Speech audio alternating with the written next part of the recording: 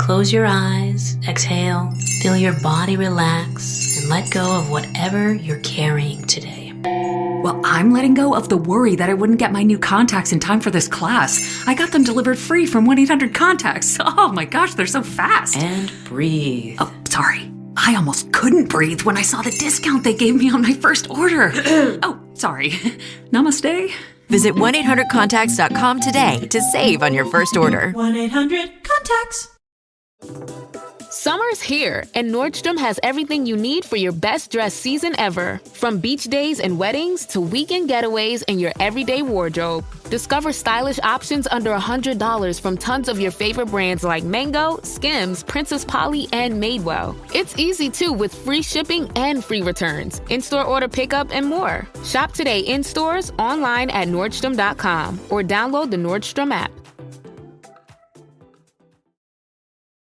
This is Optimal Relationships Daily, Healthy Dependence as a Path Toward Healthy Relationships by David and Constantino Khalaf of Gottman.com. When David is tempted to say, "I'll do it myself," he reminds himself to ask the question, how can we do this together? In our marriage, David is the more independent one. Even as a child, one of his most common refrains when anyone tried to help with something was, "I'll do it myself." That served him well in becoming a functioning and independent adult, especially in a culture that values self-sufficiency and self-determination. A degree of autonomy is important in a relationship, like having hobbies or activities you prefer to do on your own, or practicing individual self-care or self-soothing. But complete autonomy doesn't serve us well in marriage. In fact, it often pushes us apart. For the health of our relationship, David had to learn how to practice healthy dependence with Constantino. We got married in our late 30s, having lived decades as adults before we met each other.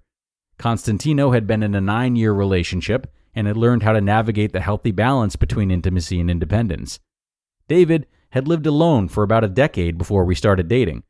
So, once we got married and moved in together, David demanded very little of Constantino, both practically and emotionally. David loved Constantino, but asked almost nothing of him. That made Constantino feel unneeded and helpless in connecting with David.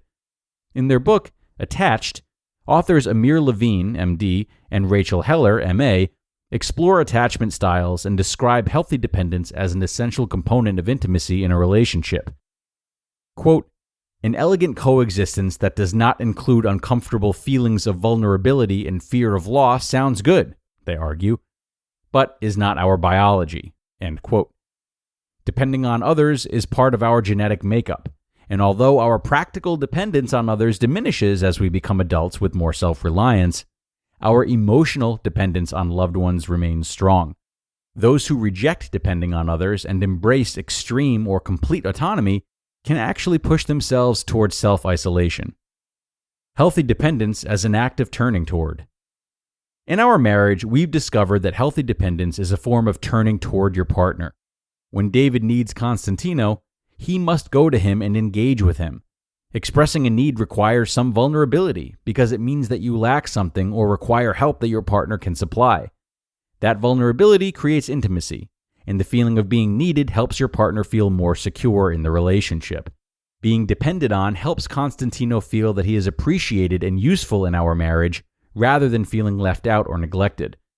Learning to depend on someone is also a form of accepting influence, because it requires letting go and yielding to your partner's ideas and actions. Research indicates that men find it harder to accept influence from their spouses. And it's true that some husbands in heterosexual relationships adopt the traditional notion of being the man of the house, seeing themselves as the providers for their families and eschewing opportunities to accept influence from their wives.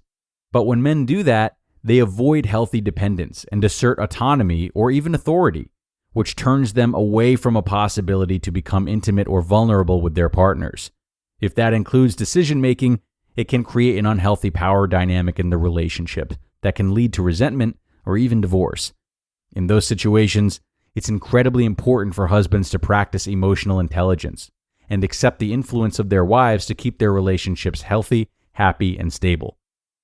Healthy dependence among different genders. Research by the Gottman Institute also shows that many women already accept their husband's influence, but to resist depending on your partner is not necessarily a gender-specific problem. Many wives may resist leaning into dependence as well, given feminist rejections of traditional gender roles that rely on dependence. Other research argues that across the world, women must assert their independence in the workplace and in other areas of life in order to break through the inequality that still exists among genders. While it's important for both partners in any relationship to accept each other's influence, it's possible that some women may resist depending on their husbands, because it may feel as if it threatens the autonomy they've worked so hard to attain.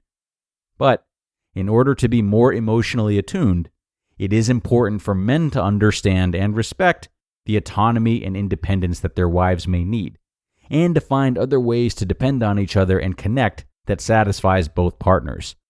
With a clear expression of needs and empathy for each other, partners can find common ground regarding depending on each other for support.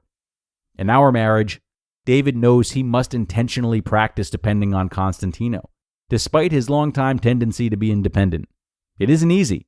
At first, he learned to ask for small, practical things that he would otherwise do himself, like asking Constantino to pick up dinner because David had to work late and was tired.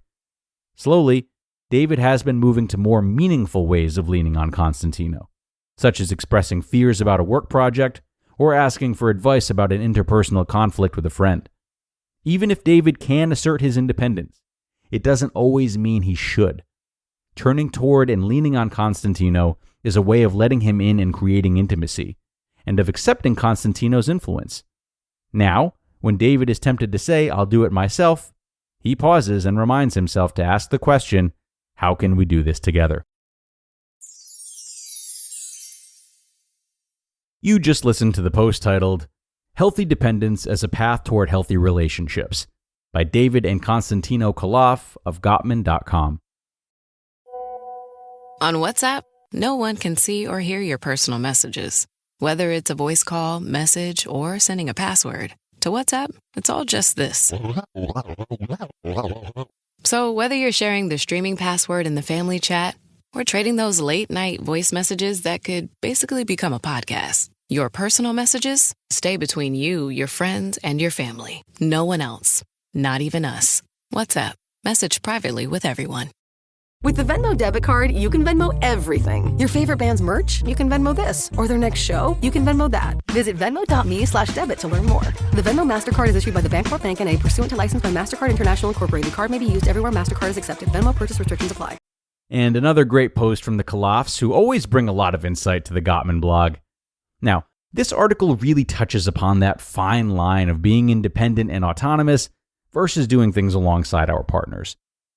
And sometimes when we don't know how to navigate that line, the independence and the autonomy can spiral into not just avoidance, as they alluded to, but even a lack of willingness to ask when you do need help, and perhaps eventually feeling as though independence is intertwined with obedience, as though you're expected to do things on your own too much. So, when you're faced with tasks that do or ideally should engage both of you, such as cleaning the house maybe, ask yourself, how can I do this in such a way that is good for the both of us? Can I ask for their help so we can do it together? Can I do this in such a way that pleases them and feels like an act of service? Can I communicate with them about something I'd love for them to take off my plate? Anything to make these types of tasks more intentional and mindful for the betterment of your relationship as a couple and your relationship with yourself. It's a really simple but effective reframe. And on that note, we're going to wrap things up for today, everybody. Another episode in the books, but you know we'll be back with more tomorrow. So enjoy the rest of your day, and I will see you then where your optimal life awaits.